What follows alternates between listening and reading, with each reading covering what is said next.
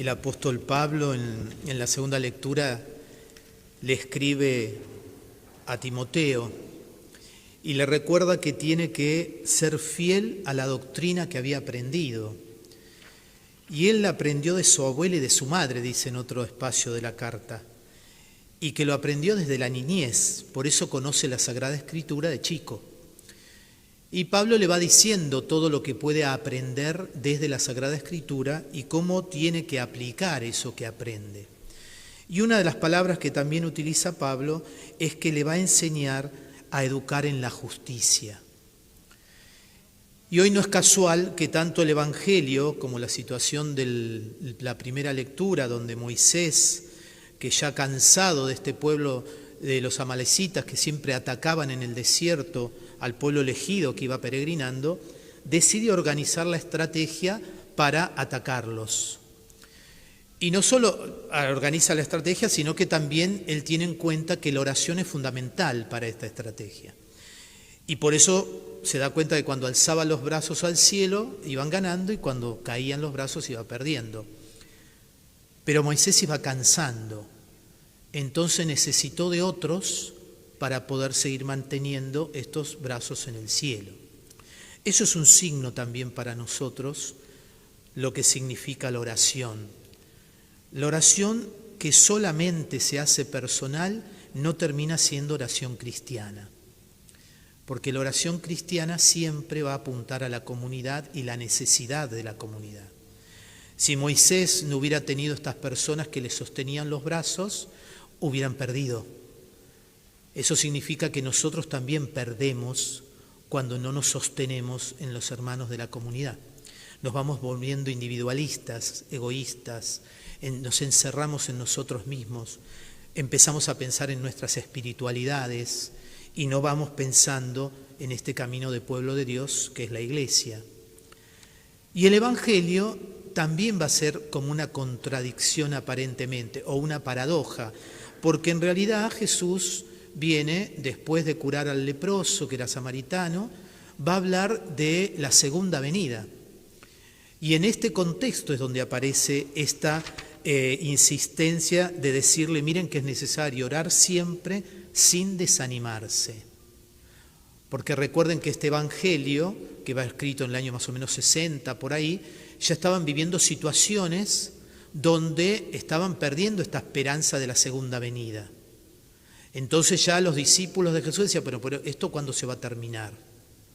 Y es ahí donde aparece esta figura de este juez injusto que por la perseverancia de la viuda, que recuerden que la viuda en el Antiguo Testamento era lo más despojado que podía tener y en el tiempo de Jesús también, este juez le va a hacer justicia a pesar de él ser injusto, por cansancio. Y uno dice, bueno, Dios no es así. Esta imagen que trae Jesús de Dios es media extraña, porque Dios nunca se cansa de nosotros. Y Dios nunca dejaría de hacer justicia porque Él es la propia justicia.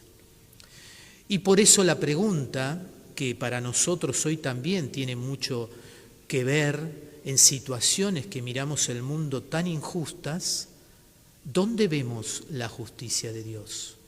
¿Dónde la encontramos? ¿Dónde creo que yo soy justo o no soy justo? Y creo que si uno lee todo el texto, cuando dice claramente Jesús, en un abrir y cerrar de ojos se hará la justicia. ¿Por qué? Porque la segunda venida del Señor va a ser así, un abrir y cerrar de ojos. Y ahí encontraremos la justicia definitiva.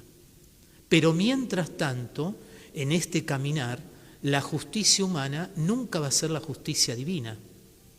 Pero sí nosotros tenemos como el deber de que nuestra fe sostenga la justicia divina mirada en la segunda venida del Señor, pero tratemos de construir una justicia con los valores del reino en este plano que nos toca vivir. Una justicia humana nunca se va a comparar a la justicia de Dios, que por base tiene la misericordia. Y nosotros, la justicia humana, a veces tiene el castigo o tiene la reparación. En Dios no existe esa justicia. Dios no busca reparar nada porque para Él todo está reparado por su Hijo Jesús. lo que busca el Señor, que nosotros amemos y respondamos a su justicia con el amor que Él mismo te respondió. Por eso la pregunta final de Jesús no va a decir si son justos o no. Va a preguntar, cuando yo venga, ¿alguien va a creer? ¿Alguien va a tener fe? Por eso que la oración que no se apoya en la palabra de Dios, como hizo Pablo con Timoteo, la oración que no busca al otro para tener los brazos levantados, la oración que no se hace perseverante más allá de ver las injusticias del mundo y no se hace constante, no va a lograr el fruto que quiere Jesús, que es mantener la fe que Él mismo nos regaló.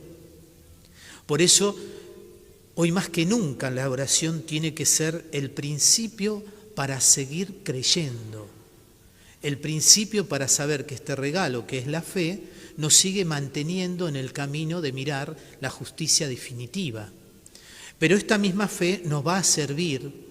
¿Quiénes son los que están a mi lado como comunidad, como esas personas que me sostienen para poder tener los brazos levantados, que son mediadores también de Dios?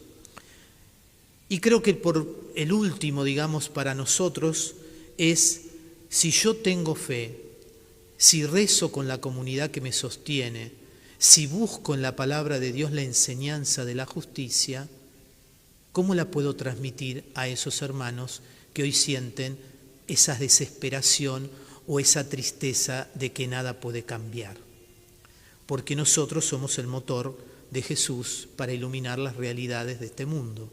Y la Iglesia sostiene esta mirada de fe a través precisamente de los que somos partícipes de la Iglesia. Pidámosle a la Virgen que nos regale hoy en este día, que encima es el Día de la Madre, a esta gran Madre, que nos regale este principio. Si hacemos de nuestra oración esta justicia que quiere Dios, que tiene que ver con el amor y la misericordia, si rezamos con la palabra de Dios y pedimos a nuestros hermanos que nos sostengan, que podamos seguir creyendo en este proyecto de Jesús, que es su reino. Ave María Purísima,